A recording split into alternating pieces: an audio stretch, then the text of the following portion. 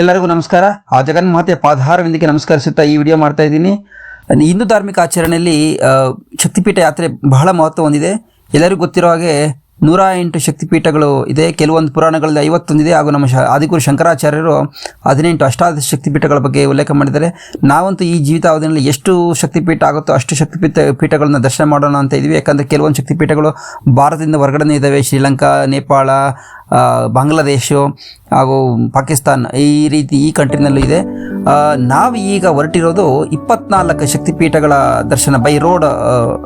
ಅದರಲ್ಲಿ Andhra Pradesh 3, Odisha 3, West Bengal 14, UP 1, MP 1 ಹಾಗೂ ಬಿಹಾರ್ನಲ್ಲಿ 2. ಈ ರೀತಿ 24 ಶಕ್ತಿಪೀಠಗಳು ಮಾಡೋಣ ಅಂತ ಪ್ಲಾನ್. ಅದರಲ್ಲಿ ನಮಗೆ ಇಟ್ ವಾಸ್ ಬಿಗ್ಗೆಸ್ಟ್ ಚಾಲೆಂಜಿಂಗ್ ಅಂತ ಏನಪ್ಪ ಅಂತಂದರೆ ವೆಸ್ಟ್ ಬೆಂಗಾಲ್. ಯಾಕಂದರೆ ವೆಸ್ಟ್ ಬೆಂಗಾಲ್ ಬೈ ರೋಡ್ ನಾವು ಯಾರೂ ಎಕ್ಸ್ಪ್ಲೋರ್ ಮಾಡಿರಲಿಲ್ಲ. ಅಲ್ಲಿ ರೋಡ್ ಕಂಡೀಷನ್ಸು, ಆಮೇಲೆ ದೇವಸ್ಥಾನಗಳ ಬಗ್ಗೆ ಹೆಚ್ಚಿಗೆ ಮಾಹಿತಿ ಇರಲಿಲ್ಲ. ಹೀಗಾಗಿ ಅದೊಂದು ನಮಗೆ ಸ್ವಲ್ಪ ಚಾಲೆಂಜಿಂಗ್ ಆಗಿತ್ತು. ಈ ಯಾತ್ರೆಯಲ್ಲಿ ನಾವು 4 ಜನ ಇದ್ವಿ. ನಾನು, ರಾಮಶೇಷ ಅಣ್ಣವರು, ಕಿರಣ್ ಕೇಶವ, ಲಕ್ಷ್ಮೀಶ್ ಗುರುಗಳು. ಆದರೆ ನಾನು ಮತ್ತು ಅಣ್ಣವರು ಅವಾಗ ಟ್ರಿಪ್ ಮಾಡೋದು ಸರ್ವೇ ಸಾಮಾನ್ಯ. ಯಾತ್ರೆ ಅಂತ ಮಾಡಿರಲಿಲ್ಲ, ಟ್ರಿಪ್ ರೆಗ್ಯುಲರ್ ಮಾಡ್ತಾನೆ ಇರ್ತೀವಿ ನಾವು. ಮೊದಲಿಗೆ ಈ ಶಕ್ತಿಪೀಠ ಯಾತ್ರೆ ಥಾಟ್ಸ್ ಬಂದಿದ್ದು ಕಿರಣ್ ಕೇಶವ್ ಅವರಿಗೆ. ಅವರು ಅದನ್ನು ಅಣ್ಣವ್ರ ಹತ್ರ ಹೇಳಿದ್ರು, ಅಣ್ಣವರು ನನ್ನ ಹತ್ರ ಮಾತಾಡಿದ್ರು, ಲಕ್ಷ್ಮೀಶ್ ಹತ್ರ ಮಾತಾಡಿದ್ರು. ನಾವು ಯಾರು ಸೆಕೆಂಡ್ ಥಾಟ್ಸ್ ಇಲ್ದಲೇ ಹೊರಡೋಣ ಅಂತ ಪ್ಲ್ಯಾನ್ ಮಾಡೇ ಬಿಟ್ವಿ. ಇದೆಲ್ಲ ಜಗನ್ಮಾತೆ ಪ್ರೇರಣೆ ಅಂತ ನನ್ನ ಅನಿಸಿಕೆ. ಸರಿ, ಅಣ್ಣವರು ಪ್ಲ್ಯಾನ್ ಶುರು ಮಾಡಿಬಿಟ್ರು. ಪ್ರಾಯಶಃ ಜೂನ್ ಜುಲೈ ಅನಿಸುತ್ತೆ.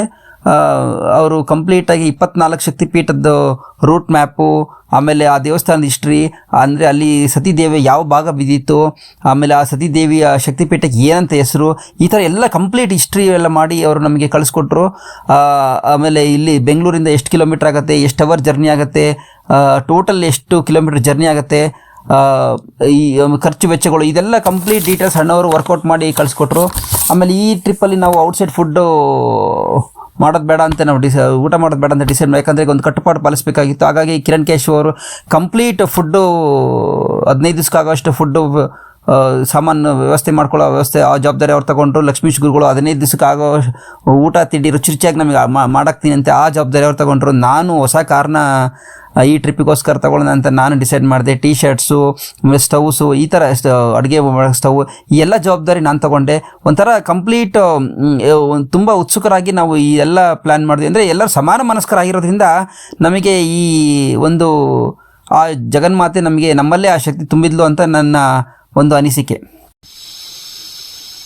ನಾವು ಎದುರು ನೋಡ್ತಿದ್ದಂಥ ದಿನ ಬಂದೇ ಬಿಡ್ತು, ಸೆಪ್ಟೆಂಬರ್ 5. ನಾವು ಈ ದಿನಕ್ಕೋಸ್ಕರ 2 ರಿಂದ 3 ತಿಂಗಳು ಕಾಲ ಪ್ರಿಪ್ರೇಷನ್ ಮಾಡ್ಕೊಂಡಿದ್ವಿ. ನಾನು ಅವತ್ತು ಆಫೀಸಿಂದ ಸ್ವಲ್ಪ ಬೇಗನೆ ಬಂದು ನಾನು ಕಾರೆಲ್ಲ ವಾಶ್ ಮಾಡಿಬಿಟ್ಟು, ಆಮೇಲೆ ನಾನು ಪೆಟ್ರೋಲ್ ಬ್ಯಾಂಕಿಗೆ ಹೋಗ್ಬಿಟ್ಟು ಡೀಸೆಲೆಲ್ಲ ಟ್ಯಾಂಕ್ ಫಿಲಪ್ ಮಾಡಿಸ್ದೆ. ಆಮೇಲೆ 4 ಟೈರ್ಗಳಿಗೂ ನಾನು ರೆಗ್ಯುಲರ್ ಏರ್ ತೆಗೆಸ್ಬಿಟ್ಟು ನೈಟ್ರೋಜನ್ ಏರ್ ಫಿಲಪ್ ಮಾಡಿಸ್ದೆ. ಯಾಕಂದರೆ ಒಂದು ಸ್ಟ್ರೆಚ್ಚಲ್ಲಿ ನಾವು 6000 ಕಿಲೋಮೀಟ್ರು ಜರ್ನಿ ಮಾಡ್ತಾ ಇರೋದ್ರಿಂದ ಟೈರು ಹೀಟ್ ಆಗೋದಿಲ್ಲ ನೈಟ್ರೋಜನ್ ಏರಿದರೆ, just for the safety purpose actually. ಆಮೇಲೆ ಅಲ್ಲಿಂದ ಬಂದು ನಾನು ನನ್ನ ಲಗೇಜ್ ಎಲ್ಲ ಫಿಲಪ್ ಮಾಡಿಕೊಂಡು, ಆಮೇಲೆ 2 ಗ್ಯಾಸ್ ಸ್ಟವು ನಾನು ಜವಾಬ್ದಾರಿ ತೊಗೊಂಡಿದ್ದೆನಲ್ಲ, 2 ಗ್ಯಾಸ್ ಸ್ಟವ್ ಎಲ್ಲ ಹಾಕ್ಕೊಂಡೆ. ಆಮೇಲೆ ನಂದು original Aadhaar card, original RCG, original DL ಎಲ್ಲ ಹಾಕ್ಕೊಂಡು ರೆಡಿ ಆದೆ. ಆಮೇಲೆ ಅಣ್ಣವರು ಅಷ್ಟೊತ್ತಿಗೆ ಸ್ವಲ್ಪ ಬೇಗನೆ ಬಂದುಬಿಟ್ರು. ಬಂದು ಅವರು ಕಾರ್ನ ಪೂಜೆ ಎಲ್ಲ ಮಾಡಿ ರೆಡಿ ಆದ್ವಿ. ಆಮೇಲೆ ಕಿರಣ್ ಕೇಶವ್ ಮತ್ತು ಲಕ್ಷ್ಮೀಶ್ ಅವರಿಗೆ ಫೋನ್ ಮಾಡಿದಾಗ ಅವರು ಹೆಬ್ಬಾಳ ಹತ್ರ 10 ನಿಮಿಷ ಬರ್ತೀವಿ ಅಂದರು. ಹಾಗಾಗಿ ನಾವು ಇನ್ನೊಂದು ರೌಂಡ್ ಮನೇಲಿ ಕಾಫಿ ಕುಟ್ಕೊಂಡು ನಾವು ಅಲ್ಲಿಂದ ಹೆಬ್ಬಾಳದ ಕಡೆ ಹೊರಟ್ವಿ. ಅಲ್ಲಿ ಕಿರಣ್ ಕೇಶವ್ ಬ್ರದರು ಕಿಶೋರಿ ಮತ್ತು ಅವರ ಡಾಕ್ಟ್ರ್ ಮಾಮ ಅವರಿಗೆ ಬಿಲ್ ಕೊಡೋದಕ್ಕೆ ಬಂದಿದ್ವಿ. ನೋಡೋದು ಒಂಥರ ಖುಷಿ ಆಯಿತು. ಎಲ್ಲರೂ ಒಂಥರ ಎಕ್ಸೈಟ್ಮೆಂಟ್ ಆಗಿದ್ವಿ. ಒಂಥರ ಈ ನಮ್ಮ ಜೀವಿತಾವಧಿಯ ಅದ್ಭುತ ಯಾತ್ರೆ ಕಾಣುತ್ತಾ. ನಾವೀಗ ನಮ್ಮ ಶಕ್ತಿಪೀಠ ಯಾತ್ರೆನ ಶುರು ಮಾಡಿದ್ದೀವಿ. ಈಗ ಟೈಮು 3:45. ಪ್ರತಿ ಸಾರಿ ಸರತಿಯಂತೆ ಅಣ್ಣವರೇ ಸಾರಥಿಯಾಗಿ ನಮ್ಮ ರಥದ ಮೇಲೆ ಕೂತ್ಕೊಂಡಿದ್ದಾರೆ.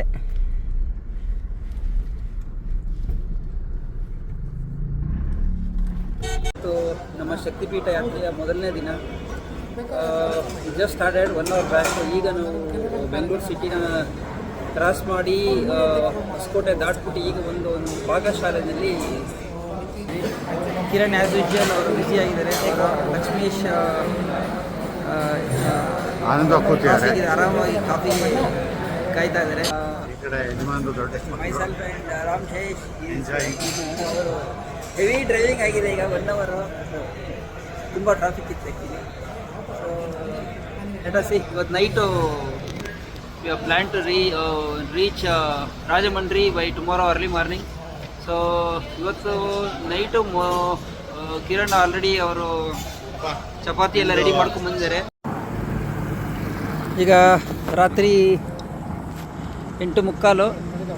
ನಾವೀಗ ತಿರುಪತಿ ಕ್ರಾಸ್ ಮಾಡಿ ತಿರುಪತಿ ಕಡಪ ರೂಟಲ್ಲಿ ಬೈಪಾಸಲ್ಲಿ ನಾವು ನಿಲ್ಲಿಸಿವಿ. ನೈಟ್ ಡಿನ್ನರಿಗೆ ಕಿರಣ್ ಅವರು ಎಲ್ಲ ವ್ಯವಸ್ಥೆ ಮಾಡಿದ್ದಾರೆ. ಸೊ ನೋಡಿ, ಚಪಾತಿ ಮತ್ತು ಇದೇನು ಸರ್, ತಂಬುಳಿನ ಸರ್ ಇದು? ತಂಬುಳಿ. ಮತ್ತು ರಸ್ತೆನಲ್ಲಿ ನಾವು ಅಲ್ಲೇ ಮೊಸರು ತೊಗೊಂಡ್ವಿ.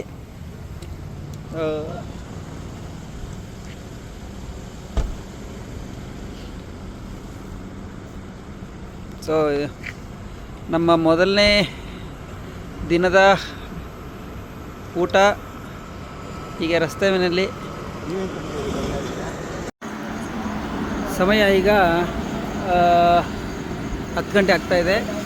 ನಾವೀಗ ಕಾಳಹಸ್ತಿ ದಾಟಿ ಒಂದು 50 ಕಿಲೋಮೀಟ್ರ್ ಬಂದಿದ್ದೀವಿ already, Vijayawada route. So night ಇವತ್ತೆಲ್ಲ ಡ್ರೈವ್ ಮಾಡಬೇಕು ಫುಲ್ಲು, ಯಾಕಂದರೆ ನಾವು ಬೆಳಗ್ಗೆ ರಾಜಮಂಡ್ರಿ ರೀಚ್ ಆಗಬೇಕು. ಹಾಗಾಗಿ ಒಂದು ಟೀ ಬ್ರೇಕ್ ತೊಗೊಂಡಿದ್ದೀವಿ. ಇಲ್ಲೇ ಹೈವೇ ಪಕ್ಕ ಸಂಪೂರ್ಣ ಟಿಫಿನ್ಸ್ ಅಂತ ಚೆನ್ನಾಗಿದೆ, ತುಂಬ ಚೆನ್ನಾಗಿದೆ ಹೋಟೆಲ್ಲು.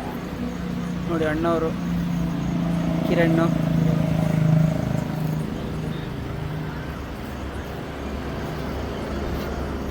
ಅಣ್ಣವರು ಮಲ್ಕೊಂಡ್ರು. ಈಗ ಕಿರಣ್ ಅವರು ಸಾರಥ್ಯ ವಹಿಸ್ಕೊಂಡಿದ್ದಾರೆ.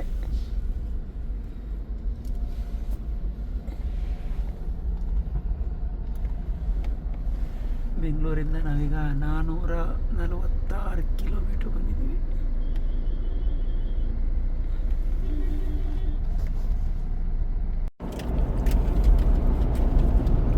ನೈಟ್ 12:30.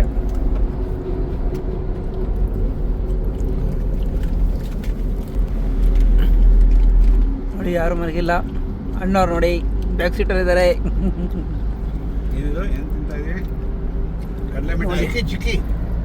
ವಿಶಾಖಪಟ್ಟಣಂ. ಲಕ್ಷ್ಮೀ ಸಾಹೇಬರು ನಮಗೆ ದಾರಿ ಮಧ್ಯದಲ್ಲಿ ಸ್ವಲ್ಪ ಹೊಟ್ಟೆ ಹಸು ಆಗಬಾರ್ದು ಅಂತ ಹೇಳ್ಬಿಟ್ಟು ಚಿಕ್ಕಿ ತಂದಿದ್ದಾರೆ. ನಾವು ಮಧ್ಯರಾತ್ರಿ 12:30 ತಿನ್ಕೊಂಡು ಸಮಯ 2 ಗಂಟೆ. ನಾವೀಗ ವಿಜಯವಾಡ ರೀಚ್ ಆಗಿದ್ದೀವಿ. ಇನ್ನು ನಮಗೆ 150 ಕಿಲೋಮೀಟ್ರು ಇಲ್ಲಿಂದ ರಾಜಮಂಡ್ರಿ ನಮ್ಮ ಡೆಸ್ಟಿನೇಷನ್. ಮೊದಲನೇ ಶಕ್ತಿಪೀಠ ಆಫ್ ಅವರ್ ಯಾತ್ರಾ.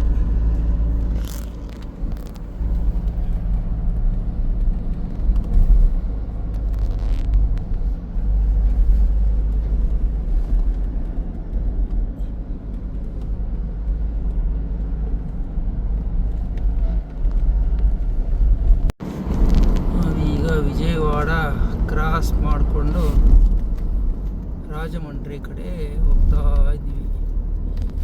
ಸೊ ಇದೊಂದು ಟೋಲ್, ವಿಜಯವಾಡ ಔಟ್ಸ್ಕಟ್ಸ್.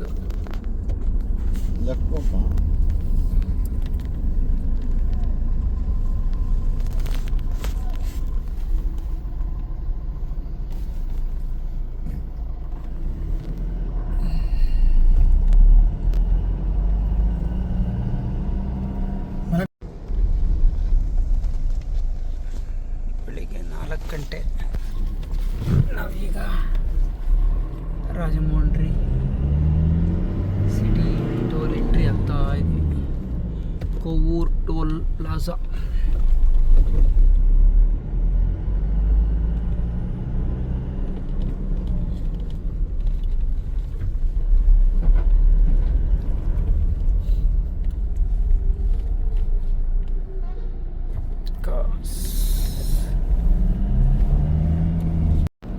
ನಾವೀಗ ಈಗ ಗೋದಾವರಿ ನದಿ ಬ್ರಿಡ್ಜ್ ಮೇಲೆ ಹೋಗ್ತಾ ಇದ್ದೀವಿ. ಇದು ಬಹಳ ದೊಡ್ಡ ಬ್ರಿಡ್ಜ್ ಇದು ನೋಡಿ, ಇಲ್ಲಿ ಬ್ರಿಡ್ಜ್ ಮೇಲೆ ಹೋಗ್ತಾ ಇದ್ದೀವಿ. ಈಗ ಇದು ನದಿ ಏನೂ ಕಾಣೋದಿಲ್ಲ, ಆದರೂ ನಾನು ವಿಡಿಯೋ ಮಾಡೋಕ್ಕೆ ಟ್ರೈ ಮಾಡ್ತಾ ಇದ್ದೀನಿ. ಸಮುದ್ರದ ರೀತಿ ಕಾಣುತ್ತೆ, ಅಷ್ಟು ದೊಡ್ಡದಿದೆ ಇದು.